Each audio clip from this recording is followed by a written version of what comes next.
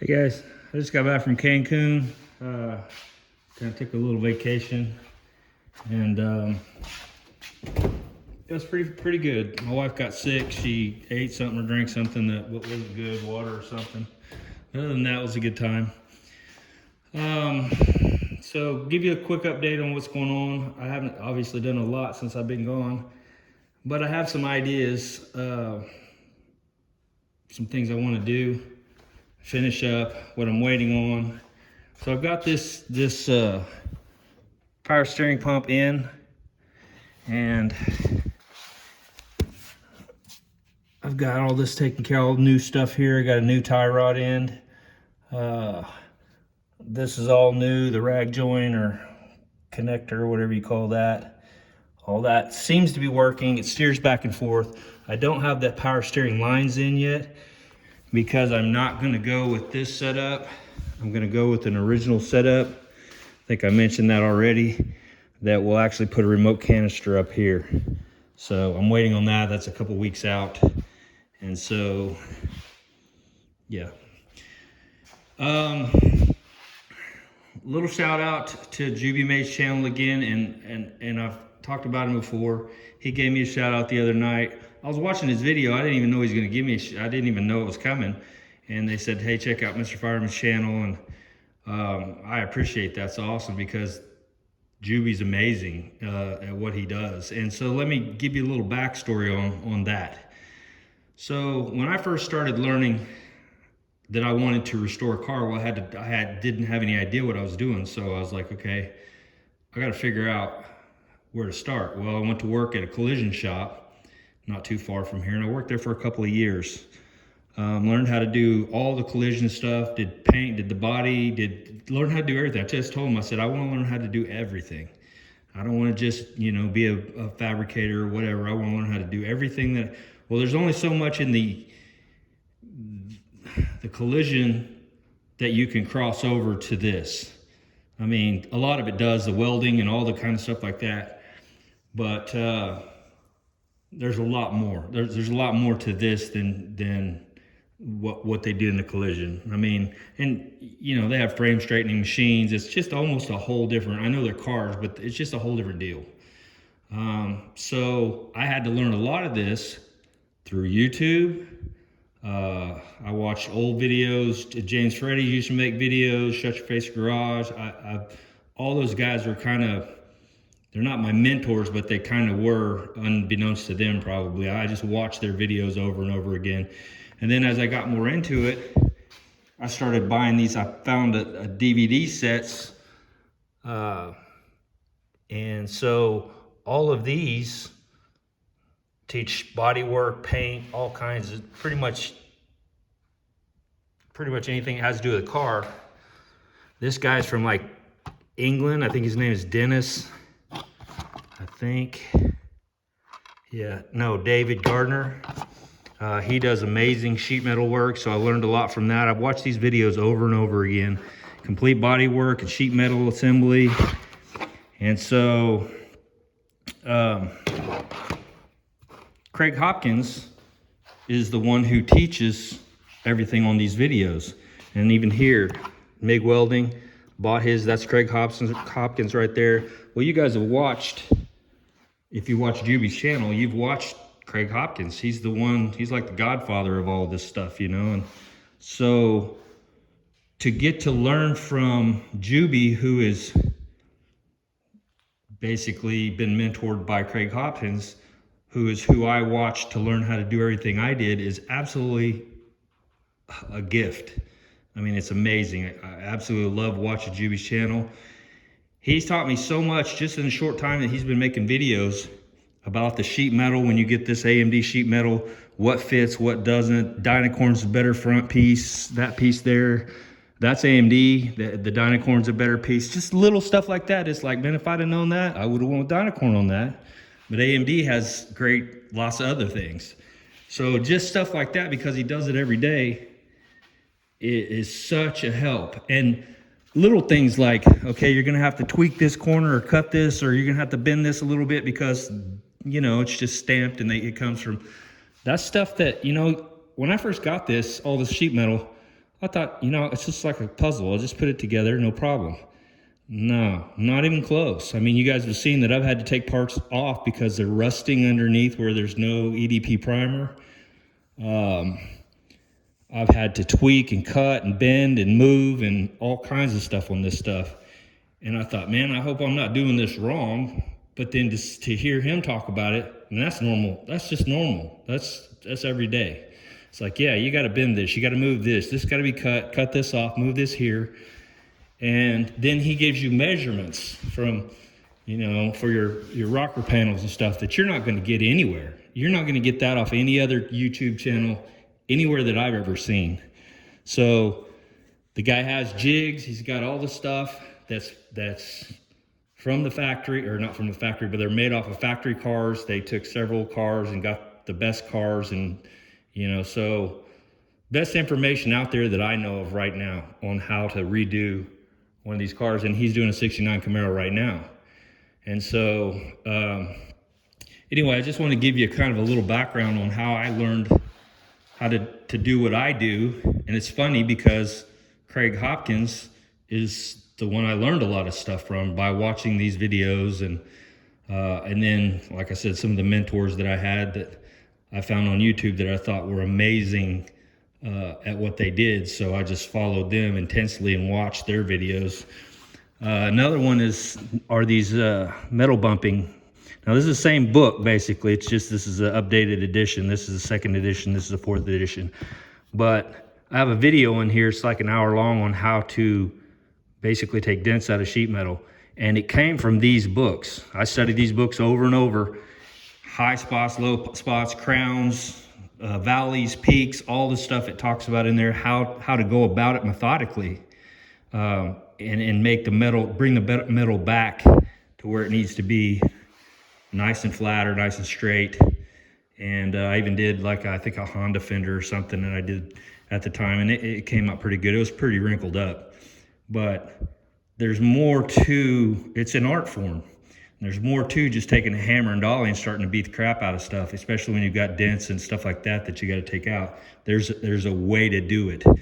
And so reading these books, watching these videos, all the other stuff, that's how I've learned to do what I do. I've been doing this for 12 years now, I believe. 12 years. I think 2010 is when I finished this shop. And I'd worked at the body shop for 2 years before that.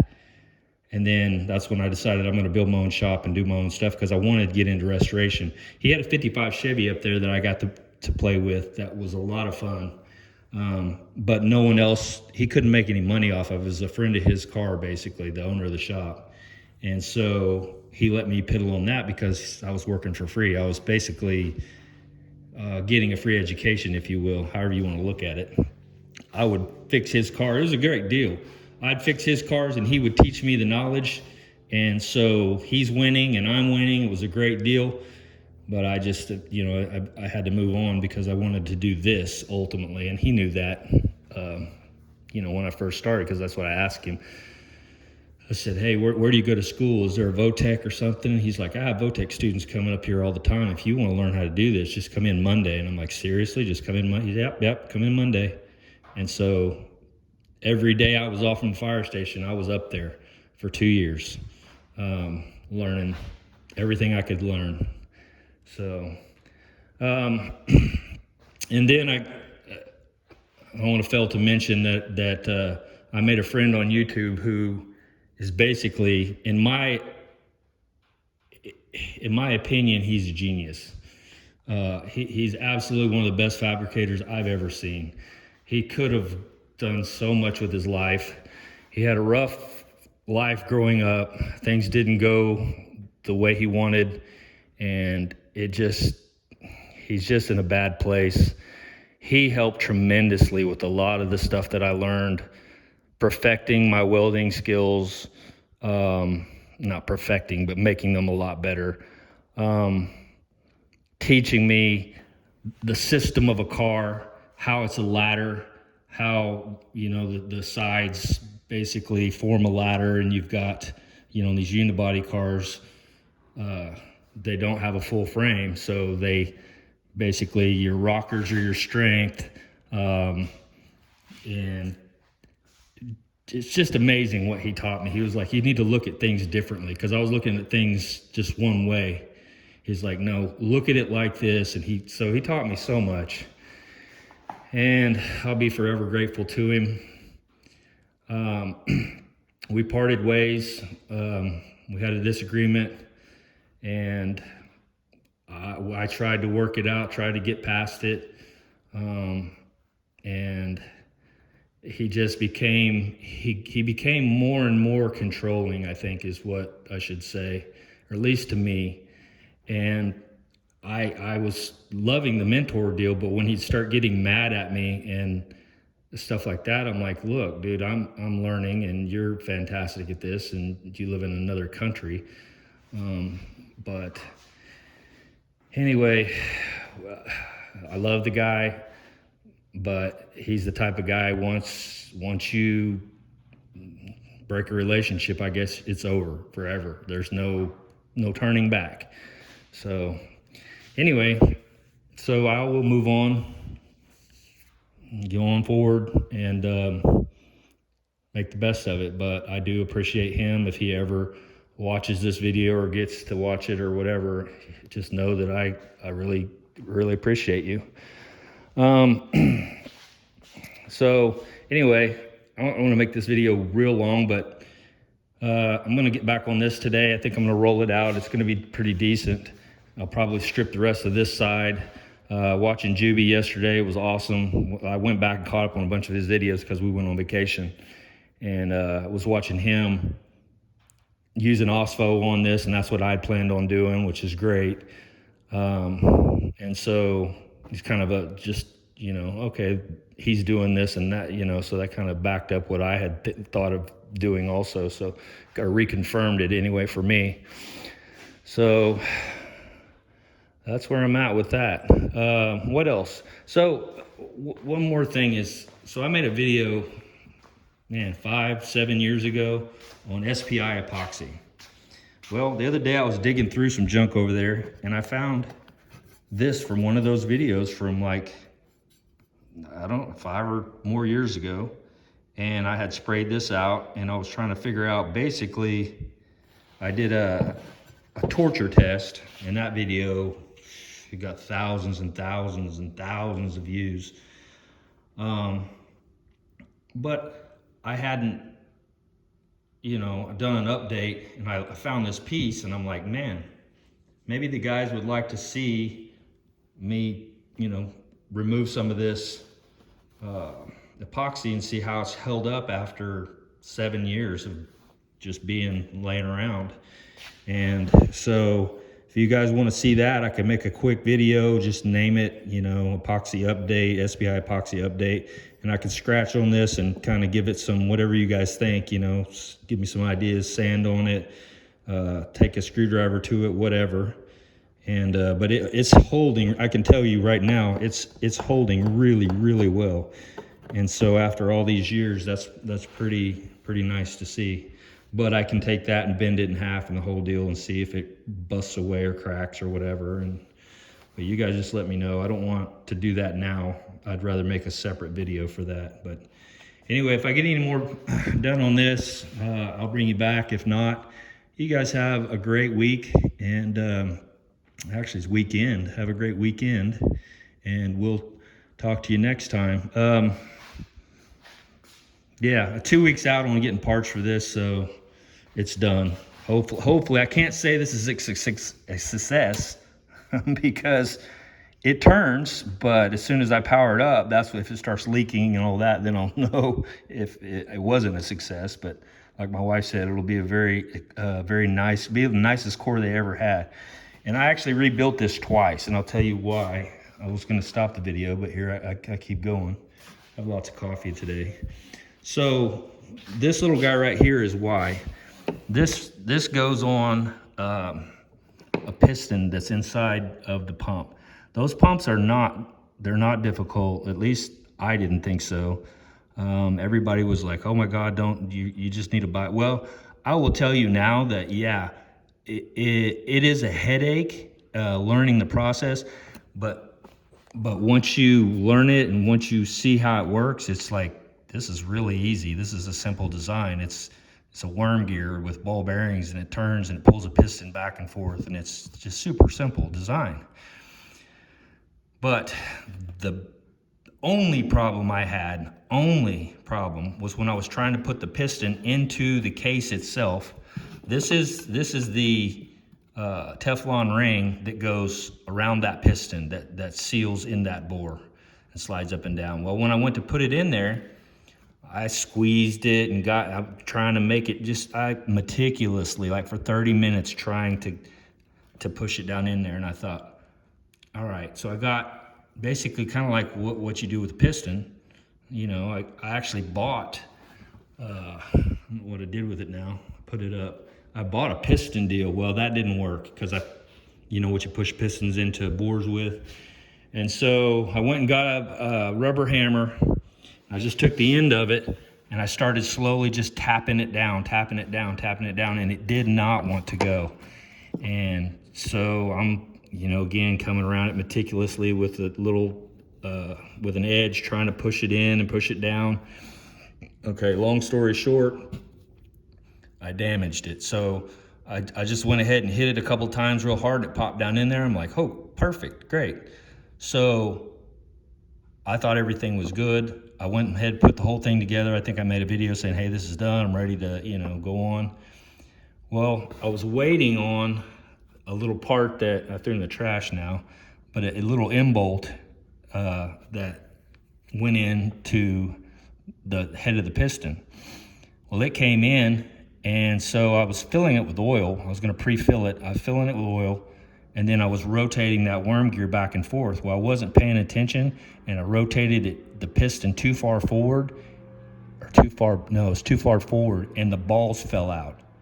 And I'm like, oh man. And you have to have the balls. They have to go in silver, black, silver, black, silver, black. They have to be a certain way. You got to get them right. And that's pretty critical.